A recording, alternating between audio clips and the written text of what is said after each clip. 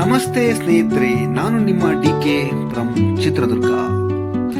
ಇವತ್ತು ನನ್ನ DK TV 161 YouTube ಚಾನಲ್ಗೋಸ್ಕರ ಇವತ್ತು ನಾನು ಬಿಜೆಪಿಯ ಚಿತ್ರದುರ್ಗ ಕಚೇರಿಗೆ ಹೋಗಿದ್ದೆ.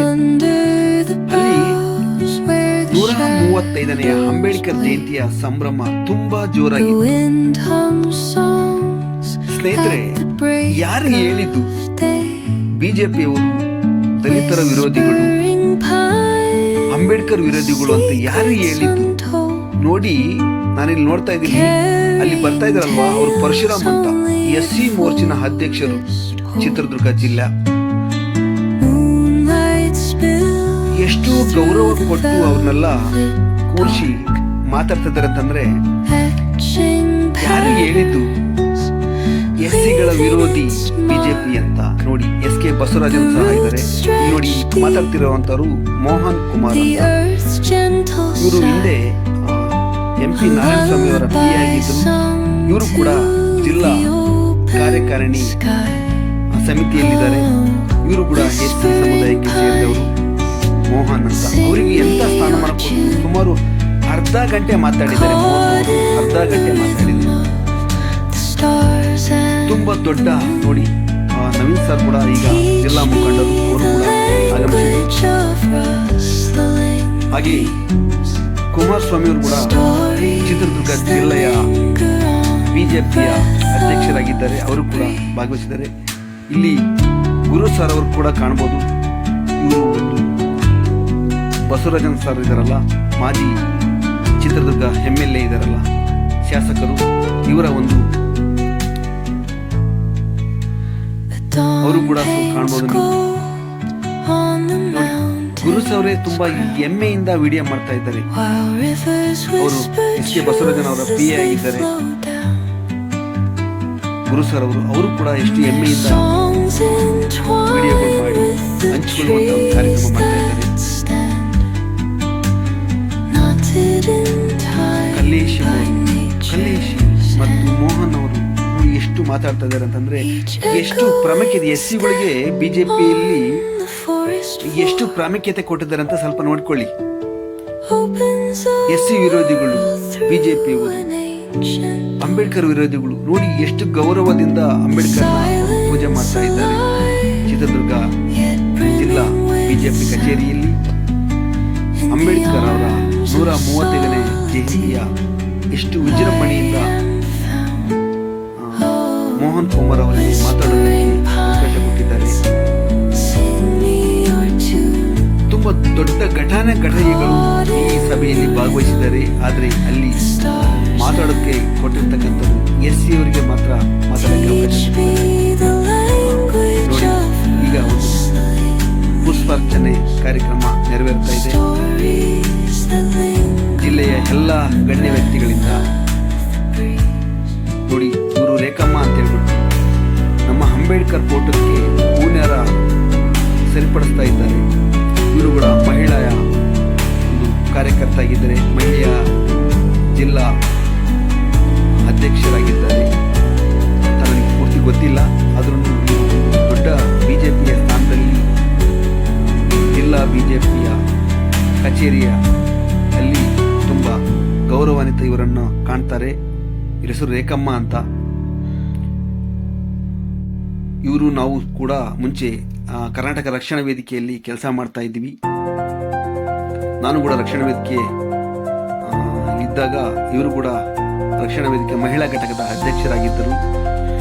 ಈಗ ಕಾಣ್ತಿರ್ಬೋದು ನೀವು, ಚಿತ್ರದುರ್ಗದ ಒಂದು ಹೃದಯ ಭಾಗದಲ್ಲಿರ್ತಕ್ಕಂಥ ಅಂಬೇಡ್ಕರ್ ಸ್ಟ್ಯಾಚ್ಯೂಗೆ ಬಿಜೆಪಿಯ ಘಟಾನುಘಟಿಗಳು ಮಾಲಾರ್ಪಣೆ ಮಾಡಿ ಅವರಿಗೆ ಗೌರವ ಸಲ್ಲಿಸುವಂತ ಒಂದು ಕಾರ್ಯ ಆಗ್ತಾ ಇದೆ. KT ಕುಮಾರಸ್ವಾಮಿ ಅವರು ಕಾಣ್ತಿರ್ಬೋದು, ಹಿರಿಯ ಮುಖಂಡರು, ಹಾಗೆ ನವೀನ್ ಸರ್ ಕಾಣ್ತಾ ಇರ್ಬೋದು. ತುಂಬಾ ಜನ ಇದ್ದಾರೆ. ನನಗೆ ತುಂಬಾ ಬಿಜೆಪಿ ಹೆಸರು ಗೊತ್ತಿಲ್ಲ, ಅದನ್ನು ಫಸ್ಟ್ ಟೈಮ್ ನಾನು ಬಿಜೆಪಿ ಕಚೇರಿಗೆ ಭೇಟಿ ಕೊಟ್ಟಿದ್ದರಿಂದ ತುಂಬಾ ಗೌರವಿತವಾಗಿ ಒಂದು ಇವತ್ತಿನ ಕಾರ್ಯಕ್ರಮ ನಾನು ಕಾಂಡೆ. ನೋಡಿ, ಇಲ್ಲಿ ನವೀನ್ ಸರ್ ಅವರು ಮಾತಾಡ್ತಾ ಇದ್ದಾರೆ. ನವೀನ್ ಸರ್ ಮಾತಾಡಿದ್ರು ಕಾಂಗ್ರೆಸ್ ಹೇಳುವ ಸುಳ್ಳುಗಳ ಬಗ್ಗೆ ಮಾತಾಡಿದರು. ಕಾಂಗ್ರೆಸ್ನವರು ಎಷ್ಟು ಸುಳ್ಳು ಹೇಳ್ತಾರೆ ಅಂತಂದ್ರೆ, ತುಂಬ ಸುಳ್ಳಿನ ಬಗ್ಗೆ ಮಾತಾಡ್ತಿದ್ರು. ನಾನು ಕೂಡ ಎಲ್ಲ ಆಲಿಸಿದೆ.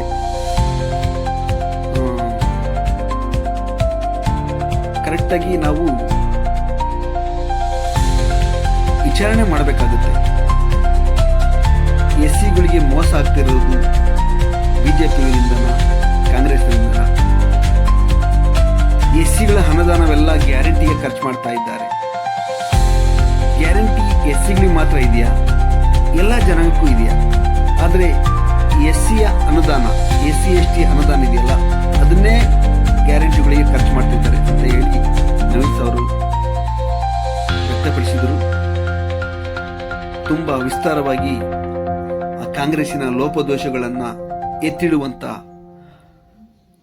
ಜನಗಳಿಗೆ ತಲುಪಿಸುವಂಥ, ಮುಂದಿನ ದಿನಗಳಲ್ಲಿ ನಮ್ಮ BJP ಅವಧಿಯಲ್ಲಿ ಎಷ್ಟು ಕೆಲಸ ಮಾಡಿದ್ವಿ, ಈ ಕಾಂಗ್ರೆಸ್ನವ್ರು 3 ವರ್ಷ ಏನು ಕೆಲಸ ಮಾಡಿದ್ರು, ಇದನ್ನೆಲ್ಲ ನಾವು ಒಂದು ಪತ್ರಿಕೆ ಮಾಡಿ ಜನಗಳಿಗೆ ಹಂಚಬೇಕಾಗತ್ತೆ ಅಂತ ಒಂದು ವಿಚಾರನ ಮಂಡಿಸಿದರು ಈ ಕಾರ್ಯಕ್ರಮದಲ್ಲಿ.